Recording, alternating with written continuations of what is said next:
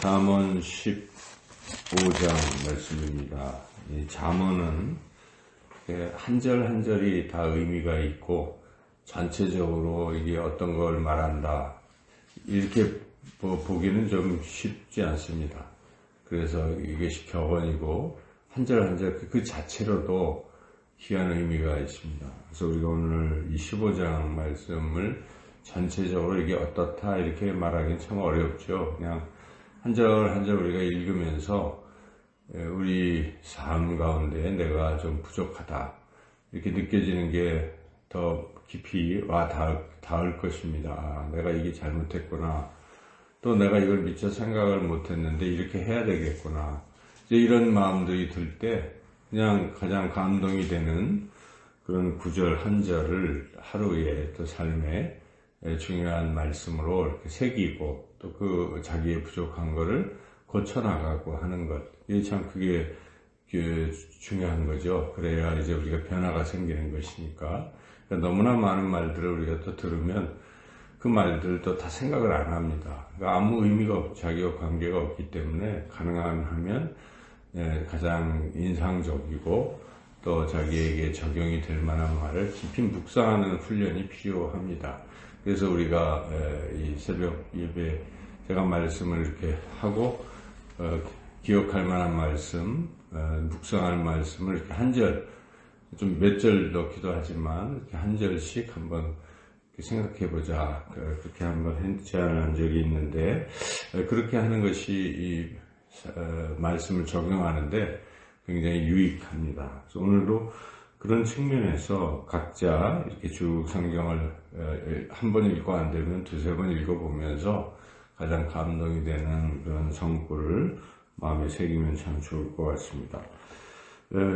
이렇게 전체적으로 이렇게 하기 참 어렵지만 그래도 이제 어떤 우리가 틀은 가질 수가 있어요. 뭐 이렇게 글을 읽을 때 특히 이렇게 이런 잠언 같은 말씀을 읽을 때는 역시 사람은 관계 속에서 살아가기 때문에 그 세 가지 관계 외에는 없어요. 그러니까 하나님과의 관계, 또 이웃과의 관계, 그리고 내 자신과의 관계. 이 세 가지 아니겠습니까? 그러니까 그런 범주로 한번 나누어서 좀 분류를 해보면 그나마 이렇게 좀 더 체계적으로 본문 전체의 말씀을 우리가 이해할 수가 있는데, 우선 여기 쭉 언급되는 말씀 가운데 하나님과의 관계, 하나님과의 관계가 무엇이겠습니까? 하나님과의 관계는 하나님을 경외하는 것입니다. 이 잠언 전체 주제가 하나님을 경외하는 것이 지식의 근본이라고 그렇게 1장 7절에서 말씀하지 않습니까? 그래서 우리가 하나님을 경외하는 것이 이제 가장 중요합니다. 하나님 없이 사는 사람이 있지 않습니까? 또 하나님이 있다고 얘기해도 하나님을 대적하고 하나님을 비난하는 그런 부류의 삶이 있는가 하면 항상 하나님 앞에서 호람되어 하나님 앞에서 하나님을 공경하고 하나님을 높이고 하나님을 섬기고 하나님을 두려워하고 하나님을 사랑하고 하나님 말씀에 순종하고 하는 그런 참된 신앙인의 삶이 있습니다.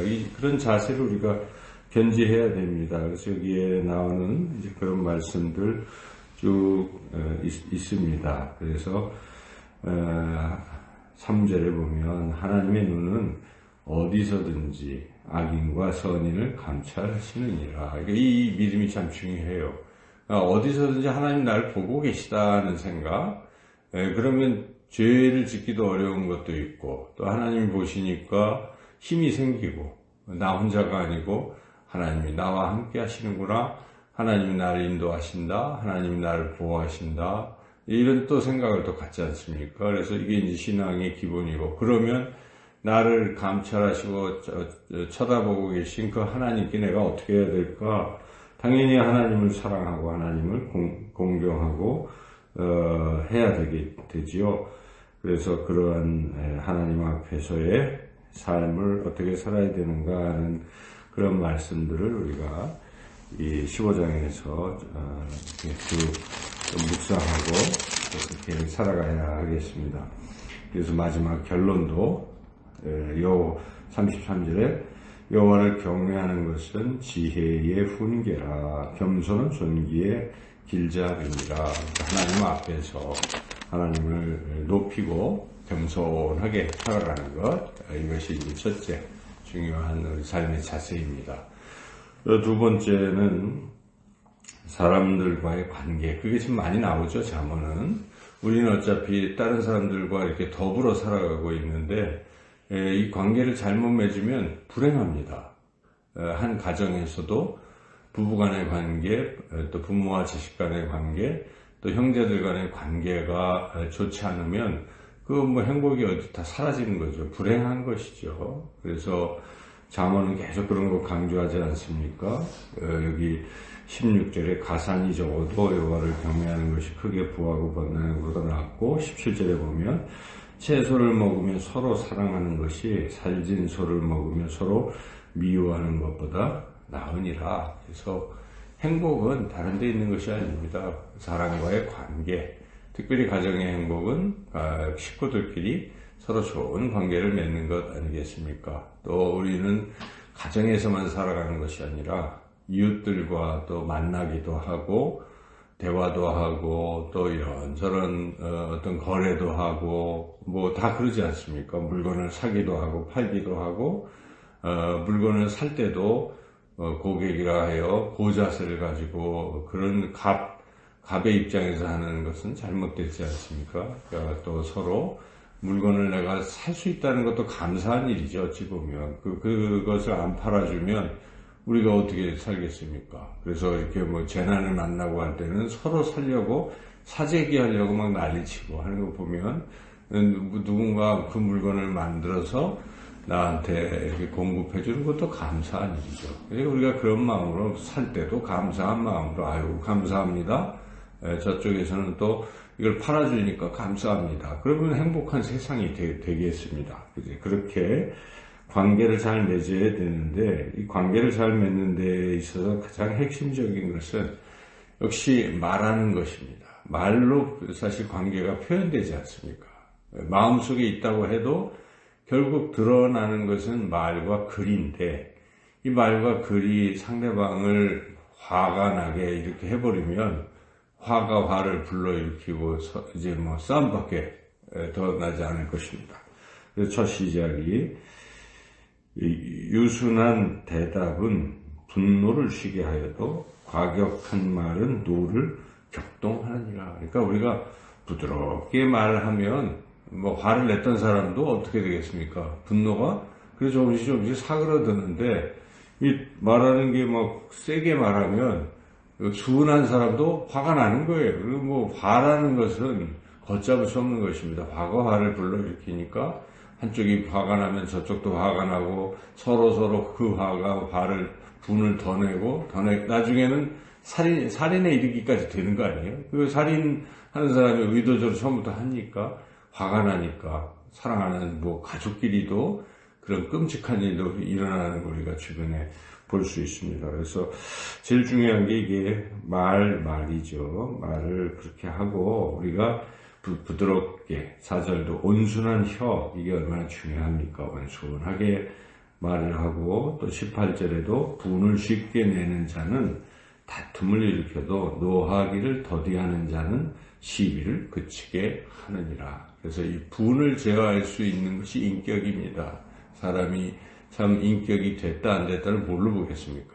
그 절제할 수 있는 거예요. 화가 나는 상황에서도 그냥 참는 거. 우리 옛말에도 참을 인자 세 개면 살인도 면한다. 우리 그런 말 듣지 않습니까? 그러니까 항상 참고 또 참고 또 참아 본다면 어느덧 평화가 임하는 거죠. 근데 이제 참는 방법 중에 하나는 화가 났을 때 그냥 그 상황 속에 있으면 화는 더 납니다. 그래서 잠시 옛날에 제가 어떤 명상록을 보니까 화가 날 때는 한 10초 정도 숨을 크게 쉬고 아니면 장소를 잠깐 벗어나서 다른 생각을 하는 거예요. 그러면 화가 사라지죠. 근데 그걸 자꾸 생각하고 있으면 화를 더 내게 하죠. 그래서 잠시 자리를 피하거나 화제를 차라리 TV를 보면 어떻게 되겠어요? 이제 거기에 몰입하니까 화가 또 가라앉을 수 있어요. 그거는 이제 하나의 쉬운 방법이지만 우리가 하나님을 생각하는 게 제일 중요하죠. 화가 날 때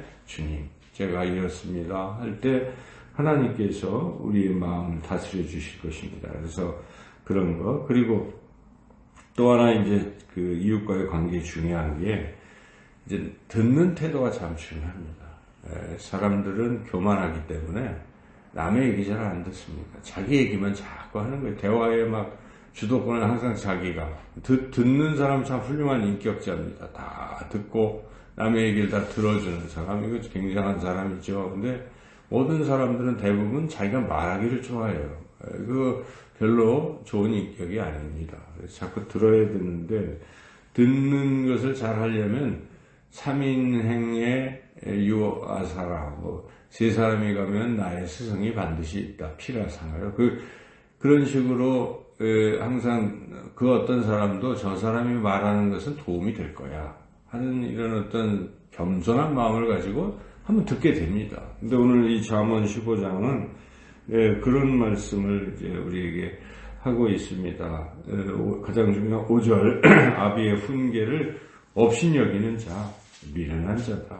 경계를 받는 자 슬기를 얻을 것이다. 부모님이 말씀하시면 미련하고 질이 나쁜 사람은 부모님의 말씀도 업신여기는 거예요. 그럼 무슨 자기에게 도움이 될 거예요. 부모님은 인생을 더 많이 사신 분이요 경험이 있으세요. 그러니까 그분이 하시는 말씀에는 거기에 지혜와 이런 게 있습니다. 그래 그것을 얻고 그래야 자기 또 지혜롭게 사는 것인데 이제 그것을 잘 안 듣는다 하는 것이죠. 그래서 상대방의 말을 잘 들을 수 있는 사람이 이게 좋은 인품을 가진 사람입니다. 그래서 여기에 12절에 거만한 자는 견책받기를 좋아하지 아니한다. 지혜 있는 자에게로 가지도 아니하느니라. 교만하니까 자기가 잘났으니까 남들은 다 무시하는 거죠. 근데 그래갖고는 안 되는 것이죠. 그 누구라도 저분이 하시는 말씀 속에 참 귀담아 들을 게 있을 것이다. 있다. 이런 생각을 가지고 자꾸 귀를 열고 듣는 것이 참 중요하죠.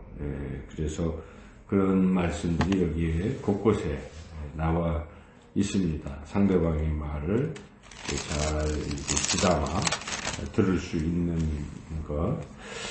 이렇게 이런 관계들이 그 외에 이제 물건 거래할 때도 그렇고, 뇌물 받고, 이렇게 불이하게 한다든지, 이거 안 좋다, 정직하게 하라, 이제 이런 여러 가지 구체적인 교훈들이 있고요. 이제 마지막으로 생각할 수 있는 것은 자기 자신과의 관계예요. 그래서 자기 자신과의 관계라는 것은 자기 마음을 내가 어떻게 먹느냐 하는 것이죠. 어떤 마음을 먹고 사느냐. 항상 이 잠언은 즐거운 마음을 먹으라는 것입니다. 괴로워도 마음을 즐겁게 하면 행복한 것입니다. 근데 아무리 좋은 상태에서도 괜히 이런저런 싱숭생숭 마음이 좀 답답하고 이러면 그것은 우울해지고 하면 그건 불행한 것이죠. 그래서 항상 마음을 즐겁게 할 필요가 있어요. 고난을 받아도 즐거운 마음으로 15절 읽어보겠습니다.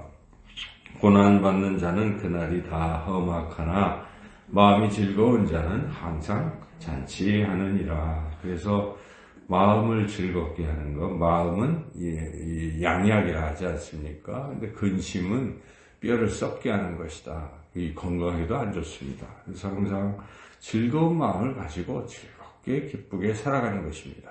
찬송가 중에 십자가를 지고도 즐거이 십자가를 지고 가는 그런 거 있지 않습니까? 그래서 우리가 상황과 이런 것 속에서도 주님을 바라보고 주님이 주시는 참 샬롬 평강을 우리가 얻고 이겨나가는 것이죠. 그래서 화형을 당하면서도 하나님을 바라보고 이 평안한 모습으로 바라보았던 그러한 스데반 집사님을 비롯해서 하나님의 사람들 우리가 생각할 필요가 있어요. 어떤 상태에도 하나님 우리에게 근심을 주시는 분이 아닙니다.